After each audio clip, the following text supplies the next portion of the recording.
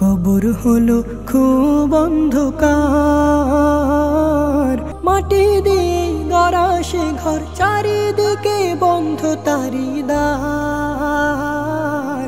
কবর হলো খুব অন্ধকার, এই ধরনের মাঝে কেহ হয় না চিরমর।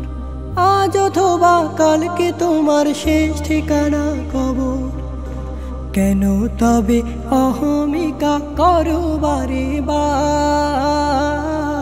কবর হলো খুব অন্ধকার, দেহ থেকে রোহ যেদিন ওরাল দিয়ে যাবে, নিথর তুমি থাকবে পরে সঙ্গী নাহি পাবে।